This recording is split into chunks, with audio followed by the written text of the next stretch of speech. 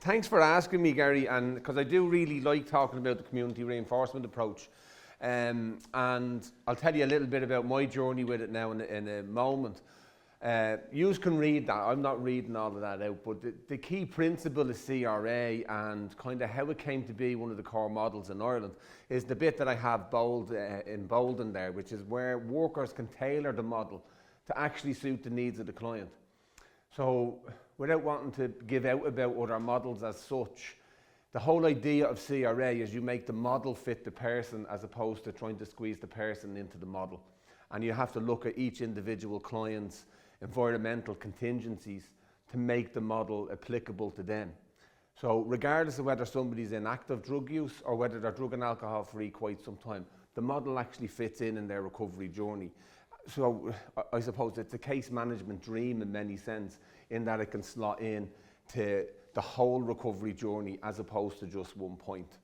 And it's been around since the 70s. But, you know, us Irish, we kind of only cottoned on about 18 years ago or so. And where I became familiar with CRA, I was working in coal mine at the time, and I dropped down to Mick Williams there in Dublin Simon, where he was, and they were using a couple of elements of CRA. And I went, this is much easier than what we're doing. And how could we do something with this, or to make it bigger? How do you get training? And I eventually ended up in Blanchardstown working in the Tolka River project.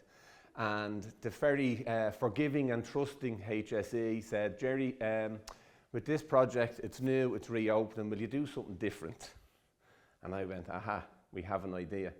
And that kind of led into a much bigger piece of work where between the HSE and the local task force in Blanchardstown, somehow at the beginning of that big financial recession found huge resources to bring Dr. Bob Myers over to Blanchardstown to deliver a series of trainings. And I suppose that's what really launched the model into the Irish context and made things so much simpler for many services where I was working at the time. Indeed, we've seen instant, I suppose, results and retention rates just increased very, very quickly, where people were now staying engaged in the day programme. Their drug use was reducing quite significantly, or at least they were maintaining stability on varying different medication treatments. But it all comes down to training, and it all comes down to how you maintain that or sustain a model within a service, because usually once somebody leaves, that enthusiasm can kind of go, and different managers do different things. They all have different views, and everybody wants to put their own spoke on things. But in essence, this is what the model is, and it makes it really tough in a sense, because what you're trying to do is to make being sober or stable more rewarding than getting drunk or stoned. And there's a reason that people get drunk, stoned or high. It's because it's pretty nice and it's a lovely, pleasurable experience. So you're kind of competing with that behaviour from the off. And it's tailor-making each individual care plan. So in the context of the Tolka River project, we're a day programme, so you've got this standard model of what we do. But then at an individual level, everybody's care plan using this model is completely different. How one worker may deliver one of the interventions will be completely different than how another one does, and that's what makes it work. It's not the same for everybody. We're tailoring and tweaking the model all of the time. Plus, it also gives you a really good insight into the individual client's lifestyle and their skills and their capacities and what they lack, and then the things that are actually hidden, them hidden talents, them hidden skills, so as that you can then strengths-base them and maybe develop them further. And I'll talk more about what the plan is with Mary and her early journey with CRA in a few minutes. Some of the things when we do go around and deliver training, we always kind of say, when we're delivering evidence-based treatments or practices, and a lot of this stuff is a play on words, because you hear evidence-informed services and treatments and evidence-based. And I suppose one of the things we can say about CRA, ACRA and CRAFT, which is the whole family of community reinforcement, is they've been researched to death.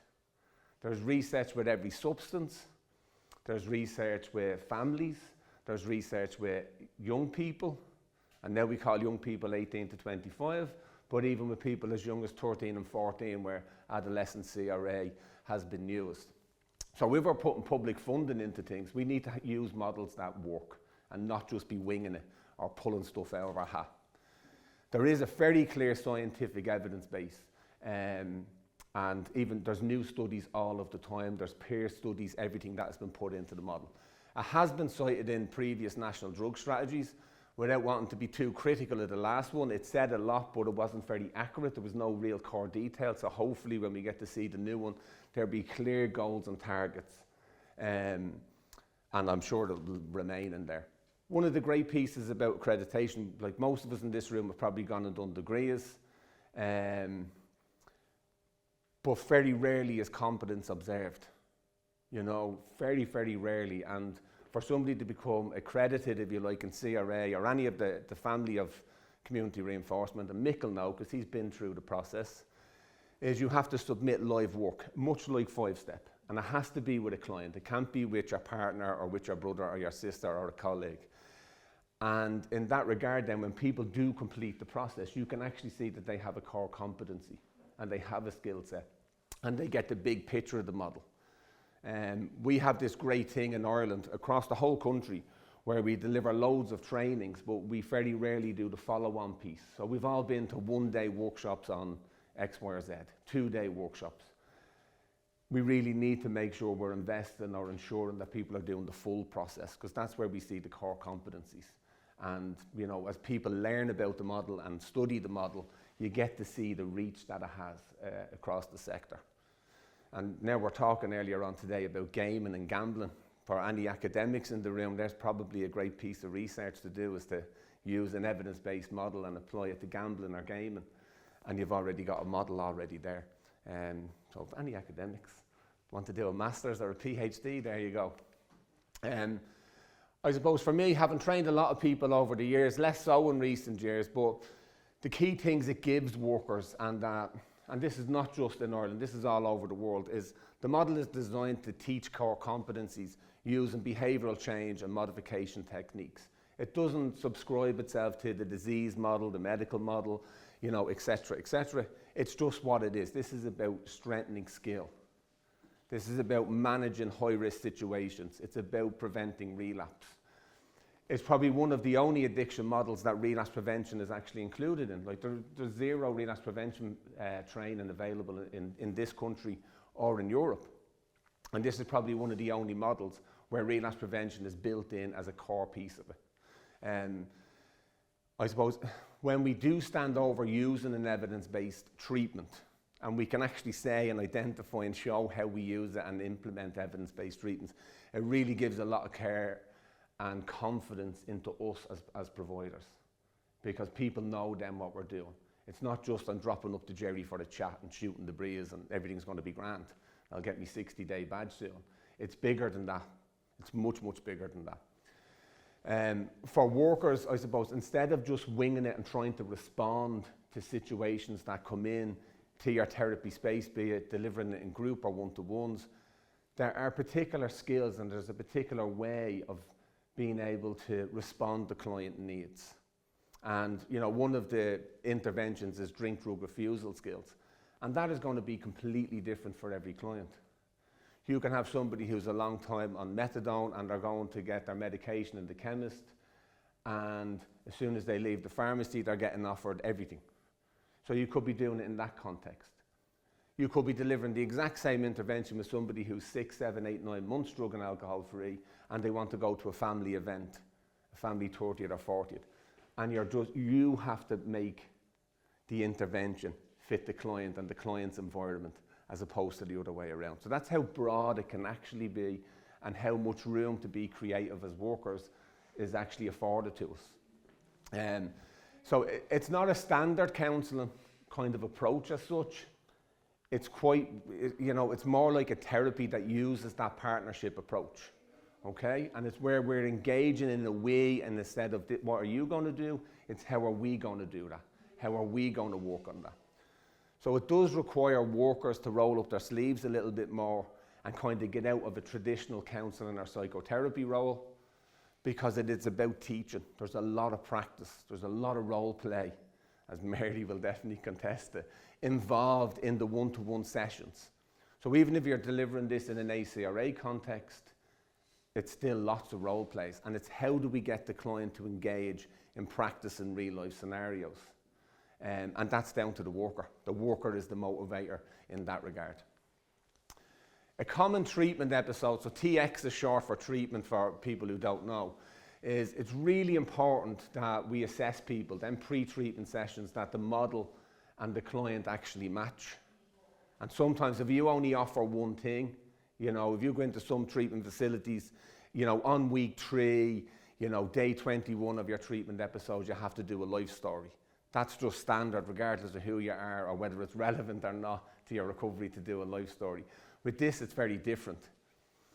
We want to do pre-treatment sessions. We want to then inform people. If we're truly taking a health-led approach to addiction and recovery, we need to include the client a little bit more, maybe a lot more in fairness, by offering a rationale and a reason for the type of interventions that we're inviting them to engage in. So assessment is really important. I do notice in the new kind of national assessment protocols, the happiness scales and the goals of counselling are included in there, so that's a good thing. And so people are already getting introduced to this stuff if they're doing the initial and comprehensive assessment. Affording the overview of the model, you know, we kind of promote that you do that in every single intervention, that you explain what you're doing. If any of us here are going for a medical treatment of any kind, our doctor, our dentist, is usually going to explain in great detail what a root canal looks like, what surgery looks like for a minor surgery to a major surgery. And it's not something that we do as a standard with addiction and recovery treatment. It's just like, no, sure, it's great. You know, you hear people do things like, you know, there's great method in their madness up there. That just really means they haven't a clue what they're doing, and they're trying to strike a lucky. It's not actually true. So how you get the evidence base with a model like CRA, and this is the kind of journey, if you like, the pregnant women are going to go through with Mary. They're obviously going to be assessed. And then when this is deemed a credible and suitable model, and the client agrees to engage in this treatment approach, she'll start doing these basic assessments, which are called happiness scales. Now, we suggest they're done at the start of every session because they're only based on the last 24 hours, rather than opening the door.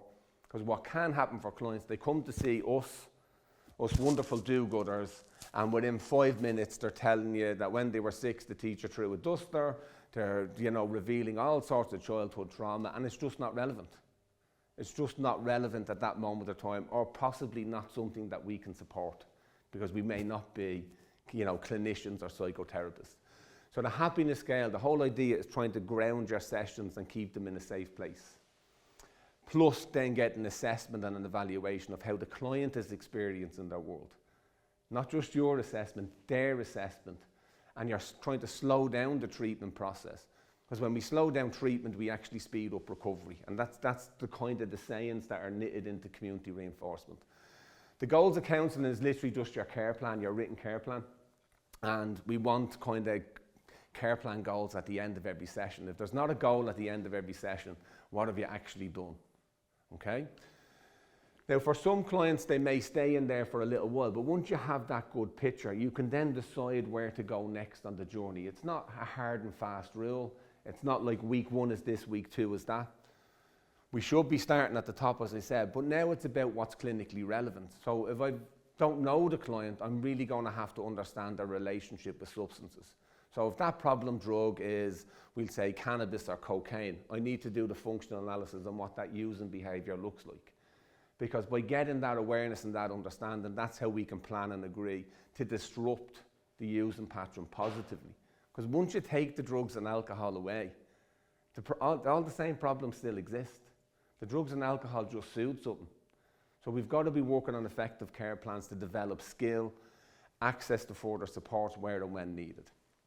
So where and when relevant and safe, we'll use interventions such as sampling sobriety, possibly forced. For some people, that's sampling stability. For other people, it's sampling abstinence, etc. But the whole intervention is tweaked around, a clear goal or objective to achieve. So for some clients, that could be an hour, because they're going to one of these crazy metal meetings that people get forced to go to, especially mothers, and trying to get some safety and sobriety and stability to go to that meeting to give a clear an accurate account of who you are and what you're looking for. For other clients, we might be looking at, as I mentioned already, drink, drug, refusal skills. But we'll kind of see, this is the great thing about how services and models have changed over the years, is we're now starting to look at actual life skills as a core part of the treatment process. So you've got positive communication skills, we've got problem solving skills, and we're using them as a tool within the sessions. Workers all find their own creative way of responding to individual clients, and I think every session is uniquely different. That if you're expecting every client to respond to how you do communication skills in the same way, we've already lost the session. We need to be finding ways to get creative to teach these skills, and in Mary's case it's going to be fairly different, and her early tapes, I can tell you, are pretty fantastic, yeah, and how creative she is in that space. Obviously we've got this relapse prevention piece where there's a series of sessions focused around managing relapse, increase in recovery management and access to what recovery management looks like for different people, engaging our clients in pro-social recreational sessions and supports, and that's done through a kind of a counselling technique. But because this is American, it's kind of everything. Like if you go to the Girl Guides or the Scouts in America, there's a camp counsellor, so everybody's a counsellor. So don't get scared by the word counselling. It's just a series of sessions around creating access to pro-social activities, okay, and removing potential blocks or barriers for access to same. Systematic encouragement it comes from MI, if you like, where it's about calling the client's bluff, and it's about how you do that respectfully without telling somebody they're a waffler. It's about how you do that respectfully and how you then pave pathways forward. So rather than relying on the client to make that phone call to go to that appointment, you make the phone call in the session with the client and you put them on the spot. Again, you've got to choose the delicacy of that and whether you think the client is going to embrace it. So it's only where and when it's clinically relevant. But a very brief, very short intervention. We build in consistent goals of counselling reviews. They should be happening all of the time as part of the natural case management system with the whole family of CRA. And you've got ongoing pieces here near the end. In ACRA anyway, we're kind of looking at getting the caregivers involved because they've got a powerful role to play where and when appropriate. And the same in CRA, there's marital and relationship therapy steps involved there that people can opt in. And you can bring in partners, you can bring in loved ones or whoever the supporter is. And again, it's a further set of sessions to try and make that family system a little bit more robust and get people singing off the same hymn sheet in creating safety.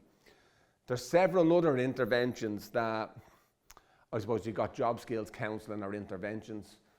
We've got access to great supports in this country via CE schemes, UBR, all these kind of networks that do that great work. So very few practitioners would use that part of it. And one thing I still see as a big issue in addiction services is the reluctance or maybe the naivety of a lot of services to support clients engaging in medication. And whether that's from people's own personal biases, but we've got clear medication therapy interventions about how you can do that safely, whether it's a client going on to short-term SSRI treatments, Suboxone, anti-booze, etc., if it's alcohol related, you know, any sort of medication. There's clear, direct interventions that can guide you to do that safely and with an evidence base, to bring in supports. And I suppose that ultimate goal to stay mindful of is about how we use the client's environment to increase the level of support and insulate them. And normally there's a lot of supports there. We just haven't found them or the client has, you know, lost connection with them. For me, one of the other things that I've always liked about CRA is the treatment episode ends. It's not you're seeing the same worker for 20 years. I think if you're seeing the same worker for 20 years, you need to change your worker because it's not working. You know, that's way too long in an addiction service. For me, and a lot of the research would actually say that the longer you work with a client, the more blind spots as a worker you develop. There's a reason a lot of counsellors and psychotherapists only do a certain amount of sessions with clients. It's because your blind spots naturally increase. So rather than being led by clients' attachments, you know, we probably need to be a little bit more professional and boundaried and moving people away when a treatment episode ends, CRA will tell us it's really, really important. So if you like, this is kind of it in short about what happens with all models in CRA. The functional analysis is a consistent thing about analysing situations, the relationship with substances, using it then post when the client then engages in pro-social activity, rather than just saying, yeah, well done, and a clap on the back. There's a whole intervention about slowing that down to look at what was good about that experience, what was difficult. What are the long-term positive rewards if you stay engaged in this? And like I've said, and even when we're out doing the training, I'm sure people get bored when they hear me say this, the whole idea of community reinforcement is slowing down the treatment or engagement process. We've got to slow it down rather than just ticking boxes. Because the more we slow it down, in a sense, the more opportunity it gives the client to develop. But it actually speeds up the recovery process, okay, for that client. So these are kind of the 4 places where we're always rotating around, and obviously the use of positive reinforcement. I'm not going to read all these, word for word, because that just gets boring even for me.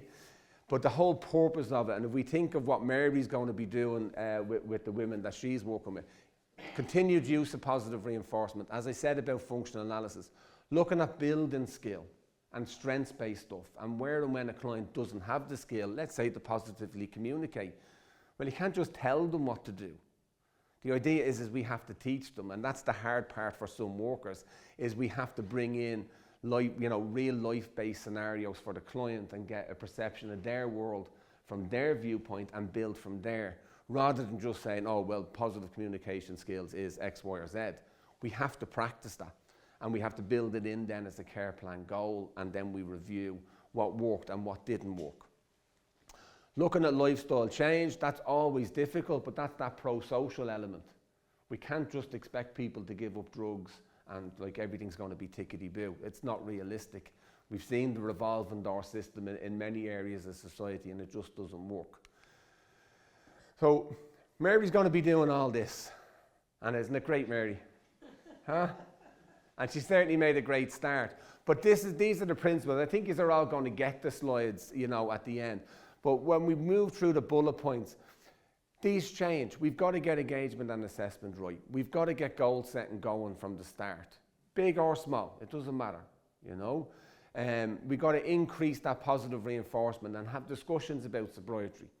One of the great things about CRA, and especially for me, is it started being okay to have conversations with clients about what was nice about taking drugs. And clients kind of went, this is a trick. Whereas, how else are we going to know the bind to a substance or the reason for using the substance unless we have a conversation about it? It's a bit like relapse prevention. One of the reasons that I think people are scared of relapse prevention is because part of relapse prevention is talking about what is nice about injecting heroin, what is nice about smoking rock, what is nice about snorting cocaine, the pleasurable piece.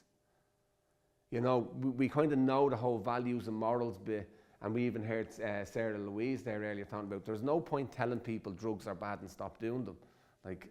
Nancy Reagan tried that in the 80s with the DARE program, and I don't think that worked either. So we get to understand what it's like to be in the client's world, and that's where we can make the changes. Rather than prescribing a method of recovery, it's trying to build recovery from within and from the client's view of their world.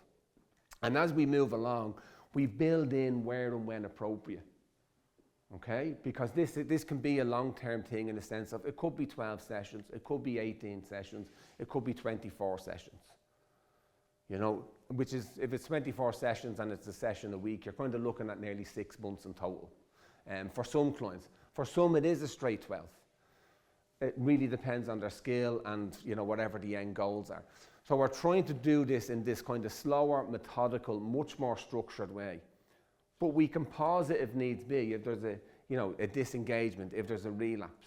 We still need to make room for that client who comes in and wants to just vent about how crap things are. We still need to leave room for the client who wants to come in and tell you how great things have been. So some sessions you can pause, and that's part of the freedom, I suppose. You're not stuck with this rigid methodology.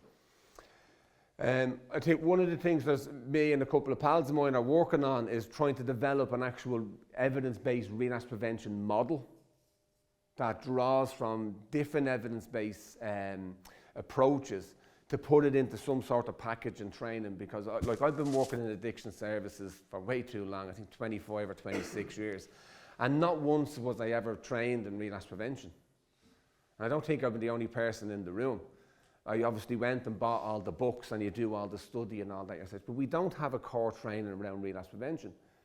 If you look at addiction studies at level 7, 8 or even master's level, there's no relapse prevention training in the curriculum.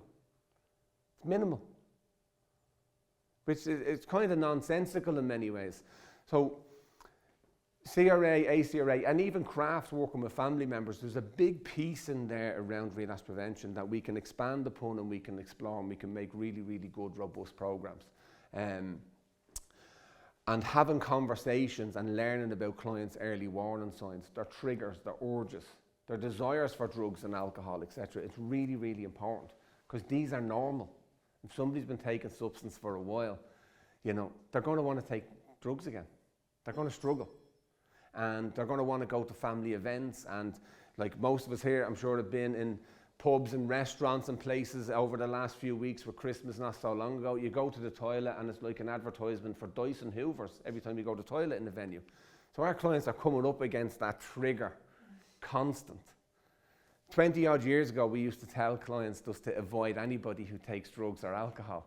Don't go back to your families, they're bad, they're dangerous. That's also nonsensical.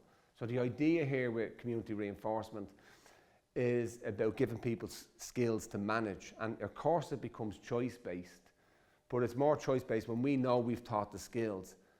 Either way, it's down to the client to decide whether they're going to use or not.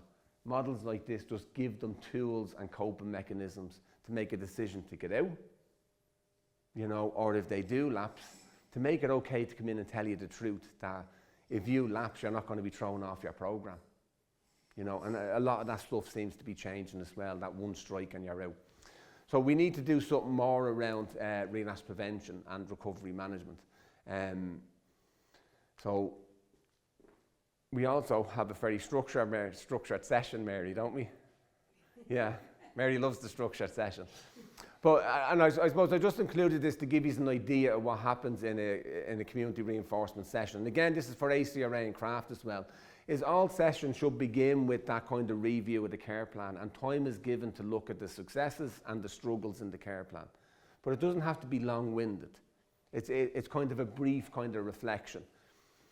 When we do the happiness scale then, if we're doing that at the start of every session, you're getting key relevant goals that the client wants to, or maybe, you know, should be focused, or they learn about, say, geez, things are pretty crap in that area. Or that's gone from a 4 to a 7. I want to develop plans around the successes. So the sessions are very directed in that way, right? But it's done in a much more creative and gentle way. And one of the things, like having worked for a long time in this, I've always noticed, even in my own practice, the piece of time that gets the least amount, or the time in the session that gets the least amount of focus, is the application of goals at the end of the session, because you're kind of rushing, you're walking out the door and you're going, yes, so you're going to come back next week at 10:30. With CRA sessions, we need to be given at least 10 minutes to the development of goals, even basic goals, whether it's tying your shoelace, whether it's getting to a meeting, whether it's going to see your social worker, whatever the goal is, we need to give time to develop the goal and look at how we're going to increase the likelihood of that goal occurring, rather than it just be, I'm going to do this the weekend. Like for some of our clients, the weekend goes from Thursday to Sunday, even Monday. So that's a lot of time in there. So we really need to target times to increase the likelihood of it happening. So we need to give more time to goal setting. And that's the general session formula. Again, this is something I think you only see in community reinforcement. Like, I study counselling and psychotherapy, and not once did I do a module on how to structure a one-to-one session. There was no module on it, you know, and it wasn't that long ago either. So, any questions before I move on to the last couple of slides? Points of clarification? Or he's keeping the ball now for the end? Yeah? So in short, I suppose, if we think of the, the people that Mary's going to be working with, when that client is in treatment, we're constantly seeking inclusion and we're seeking consent to move and to engage in the different interventions of CRA. We really should have that ongoing assessment and care plan going, and that's your happiness scales and goals of counselling. Down here in the bottom left, we need to make sure at some point, regardless of their length or time in recovery or how active they are, we need to have an understanding of their relationship to their substances of choice. And then likewise, we can't do it all. And we also see that with workers that, some of us do 4 or 5 in different roles within the service, where there's a lot of occasions where we need to refer out. We need to refer for specialist one-to-one support. Housing has become a huge issue, education, training, using the family structure and any positive influences. Like many times over the years, if we've had somebody even engaged in 12-step fellowship, we've brought their sponsor up to make sure there's no conflict between their teachings in fellowship versus the teachings on their program. And you get everybody singing off the same page. And that can be done. So using the significant others. And it's the impact of each of these corners, if you like, of the circle. That's where the skills are, that access to pro-social and sampling new behaviour. That's the empowering element. Where we build skills is through consistent problem solving and communication skills, recreational counselling, lots of role play. Lots and lots of role play and practice. Because that's how the client builds confidence. That's how the client builds personal responsibility. And then up here in the top is where we do all that recovery management and relapse prevention pieces. And again, you can't just, you have to wait till this stuff is clinically relevant in the client's care plan. Hence why clients need time. As much as on one hand I'm a big fan of manualized therapies only work if the client is on week 1 when you're doing week 1. So it's CRA gives you that little bit of freedom to be able to maneuver with where and what is clinically relevant to each individual client. Does that make sense to you? Yeah? So you're going to get this. So you can look up all this lovely research yourself. So over the years, from the 70s right up to recent times, from alcohol use, cocaine and opioid dependence, cannabis stuff, like the list is endless of the amount of research that's been done, even crystal meth, quality of life and diverse populations. So they've done research with minority groups. So there's been Native Americans, which is also an insult calling them Native Americans, but research done with different cohorts all over the world to prove its efficacy in many ways. For your craft people in the room, you've got the therapist fidelity and implementation. And it's so extensively researched that I suppose Ireland's history with this model has been, we started off fantastic and we delivered huge trainings, the length and breadth of the country. And at a later point then we got a small fund from, I don't know if they're still going, the NATP, do they still exist, Bernadette? National Addiction? They do exist. Right, so the CRA people in the country who had got trained, and then we had some of the MI people, the Minters, and we got a small bit of funding off them to do training videos, which still exists somewhere, and to create a pool of trainers. But like everything, managers leave, people change profession. So some of the gusto kind of leaves with that. But the appetite is, still exists. Like I get emails from all over the country for people looking to do training and looking to get access to it, and it's just not possible anymore. But we've tried a few times. We had Bob to come back over in 2020 to deliver craft, and we all know what happened in 2020. So that kind of got put on the back burner, and there just hasn't been an opportunity to even bring craft back and have that full voice back in Ireland. But CRA and adolescent CRA, they're still around, but for those of you who's interested, we definitely need more trainers and more people delivering models like this that have such a huge evidence behind them and so robust.